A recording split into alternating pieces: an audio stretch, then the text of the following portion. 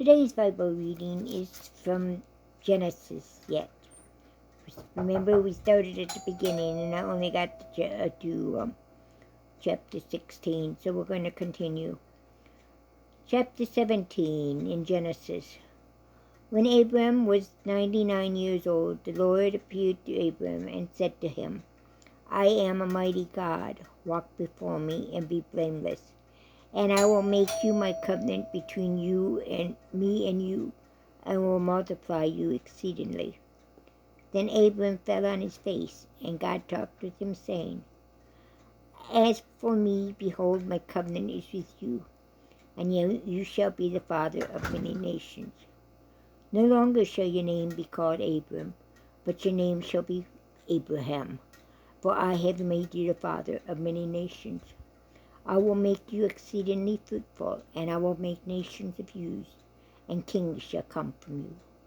And I will establish my covenant between you and me and you, and your descendants after you in their generations, for an everlasting covenant to be God to you and your descendants after you. Also I give to you and your descendants after you the land in which you are a stranger, all the land of Canaan, which is the everlasting possession, and I will be their God. And God said to Abraham, As for you, you shall keep my covenant, you and your descendants after me, throughout your generations. This is your covenant which you shall keep, between me and your descendants after you. Every male child among you shall be circumcised, and ye shall be circumcised in the flesh of your foreskin, and it shall be a sign of the covenant between me and you. He who is 8 days old among you shall be circumcised, every male child in your generation. He who is born in your house or bought with money from any foreigner who is not your descendant. He who is born in your house and he who is bought with your money must be circumcised, and my covenant shall be in your flesh for an everlasting covenant. And the uncircumcised male child who is not circumcised in the flesh of his foreskin, that person shall be cut off from his people. He has broken my covenant. Then God said to Abraham, As for Sarah, your wife, you shall not call her name Sarah, but Sarah shall be her name. And I will bless her, and also give her a son by you. I'll give you a son by her. Then I will bless her, and she shall be the mother of nations. Kings of people shall be from her. Then Abraham fell on his face and laughed, and said in his heart, Shall a child be born to a man who is 100 years old? And shall Sarah, who is 90 years old, bear a child? And Abraham said to God, Oh, that Ishmael might live before you. Then God said, No, Sarah, your wife, shall bear you a son, and you shall call his name Isaac. I will establish my covenant with him for an everlasting covenant, and with his descendants after him. And as for Ishmael, I have heard you. Before old I have blessed him, and will make him fruitful, and will multiply him exceedingly. He shall beget 12 princes, and I will make him a great nation. But my covenant I will establish with Isaac, whom Jacob shall bear to you at this set time next year. Then he finished talking with him, and God went up from Abraham. So Abraham took Ishmael his son, all who were born in his house, and all who were bought with his money, every male among the men of Abraham's house, and circumcised the flesh of their foreskin that very same day as God had said to him. Abraham was 99 years old when he was circumcised in the flesh of his foreskin. And Ishmael his son was 13 years old when he was circumcised in the flesh of the foreskin. That very same day Abraham was circumcised, and his son Ishmael, and all the men of his house, born in the house or bought with the money from a foreigner, were circumcised with him. Then the Lord appeared to him by the seraphim trees of Mamre as he was sitting in the tent door in the heat of the day. So he lifted up his eyes and looked, and behold, 3 men were standing by him. And when he saw them, he ran from the tent door to meet them, and bowed himself to the ground, and said, My Lord, if I have now found favor in your sight, do not pass on by your servant. Please let a little water be brought, and wash your feet, and rest yourself under the tree. And I shall bring you a morsel of bread, that you may refresh your hearts. After that you may pass by, insomuch as you've come to your servant. They said, Do as you have said. So Abraham hurried to the tent to Sarah, and said, Quickly make ready 3 measures of fine meal, knead it, and make late cakes. And Abraham ran to the herd, and took a tender and good calf, gave it to a young man, and he hastened to prepare it. So he took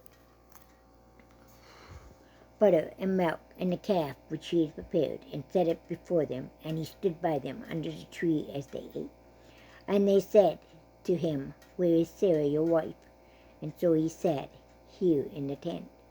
And he said, I will certainly return to you according to the time of life, and behold, Sarah your wife shall have a son. Sarah was listening to in the tent door which was behind him. Now Abraham and Sarah were old, well advanced in age, and Sarah had passed the age of childbearing. Therefore Sarah laughed within herself, saying, After I have grown old, shall I pleasure my Lord being old also?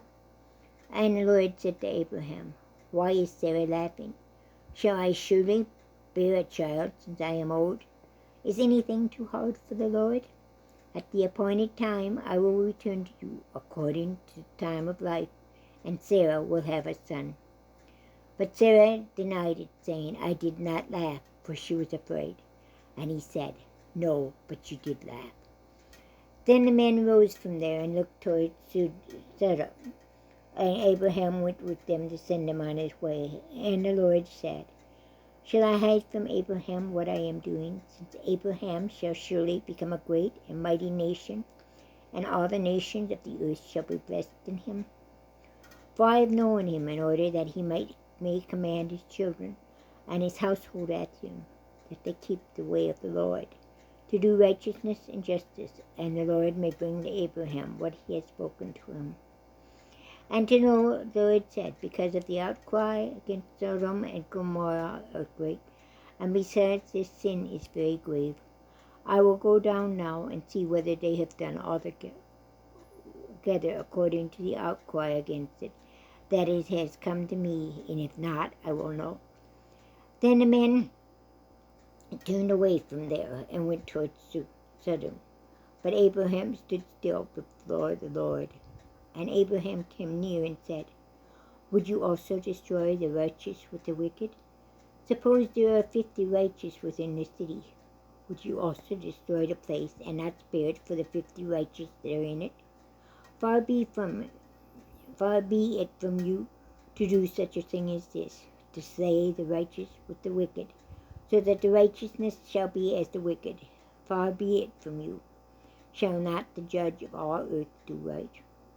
So the Lord said, If I find in Sodom 50 righteous within the city, then I will spare all the place for their sakes.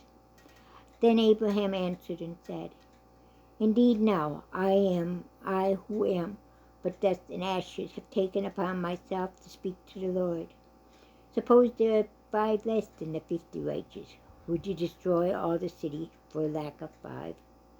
So he said, If I find 45, I will not destroy it. And he spoke to him again and said, Suppose there be 40 found. And he said, I will not do it for the sake of the 40.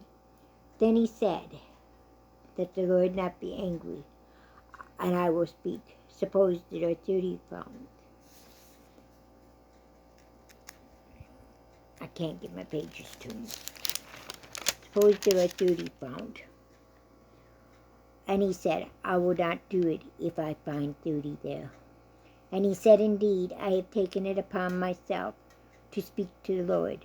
suppose 20 shall be found there. So he said, I will not destroy it for the sake of 20. And then he said, let not the Lord be angry, but I speak but once more.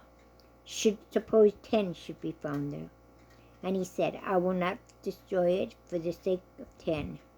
So the Lord went on his way as soon as he finished speaking with Abraham, and Abraham returned to his place. God bless you.